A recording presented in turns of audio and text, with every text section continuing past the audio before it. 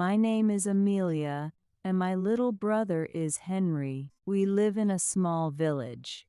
Our parents left us when we were very young. Since then, I have become everything for my brother. Henry is often sick, but he still goes to a government school with hope in his eyes. Every morning, before the sun rises, I leave our tiny mud house to work. Life is not easy.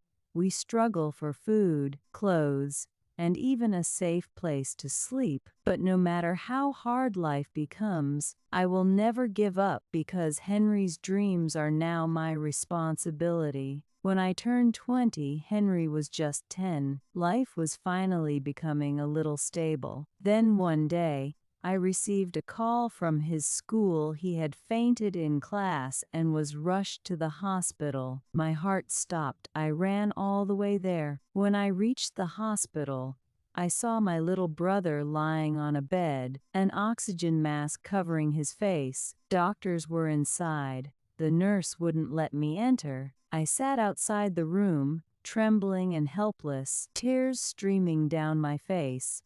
All I could think was, Tilde, what happened to my little brother? I sat on a cold hospital chair, my heart heavy with fear. I kept asking myself, Tilde, why is there no happiness in our lives? Why is it always pain? Then the doctor walked out and said words that shattered me. Your brother has a brain tumor. The operation will cost 50,000 rupees. Arrange the money quickly. We must begin soon. The ground slipped from beneath my feet. It felt like the sky had fallen on my head. Everything around me turned dark. Where would I find that kind of money? Who would help someone like me? For the first time, I felt completely small and powerless. But the pain for my brother was even greater than my fear. With nothing but hope left, I went to the place where I worked, thinking maybe they would help me in this crisis. I was wrong. I stood in front of my office owner and told him everything, Tilde, about Henry, the tumor, the money we needed. He refused to help. Instead, he made a disgusting offer. He said he would give me the money, but only if I agreed to be with him physically. For a moment, I couldn't believe what I heard. Anger burned through my fear.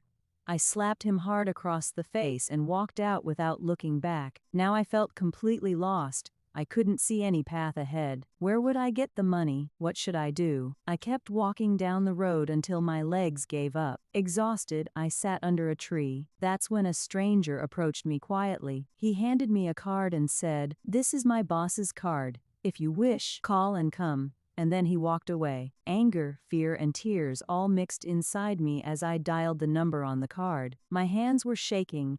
Someone answered and calmly told me to come to a hotel. Without thinking twice, I went. When I reached the hotel, I was directed to room 99. I slowly pushed the door open till the room was beautifully decorated with flowers, and a rich fragrance filled the air. It looked perfect, luxurious, expensive, and standing there in my simple, worn-out clothes, I had never felt poorer in my life. Just then, a lady came and silently took me to another room. She bathed me, gave me a short dress to wear, and applied perfume and makeup. When she was done, I barely recognized myself. I looked beautiful, Tilde, but I didn't feel like me. She left me again in room 99.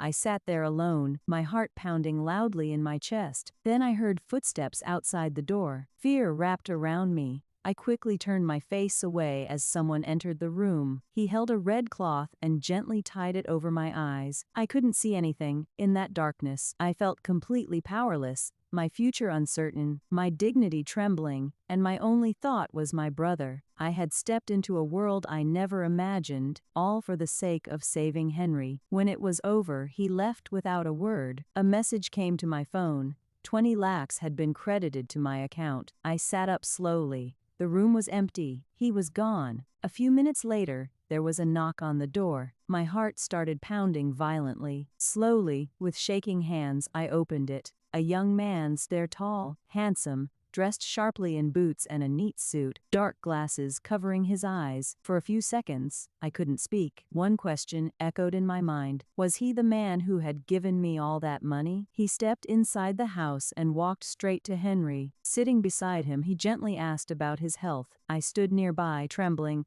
Then he looked at me and said softly, "Amelia, don't be afraid. I'm not here to hurt you. I've come with an offer. My heart stopped. If you agree, he continued, want to marry you. I love you, and if you're worried about Henry, don't be. From today, both of you are my responsibility. I was speechless. Was I dreaming? After everything that had happened, could life really change like this? Happiness felt unfamiliar to me. I was just a poor village girl. Could someone like him truly want to marry someone like me? Tears filled my eyes, but this time they were different. He removed his glasses and spoke softly. I was the one that night. I didn't touch you to buy you. I helped you because I saw your strength, your love for your brother. Today I'm here with respect, not conditions. I stood silent, my heart shaking. All my life, I had only seen pain. Now for the first time, someone was offering me dignity and love. I looked at Henry, safe and smiling. Life had broken me many times, but it never defeated me. And maybe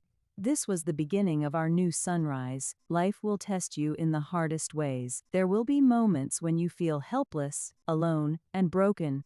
But never forget your strength is greater than your situation. Stand for your dignity. Fight for the people you love. Pain may shape you, but it should never define you. Even in the darkest night, courage can create a new beginning.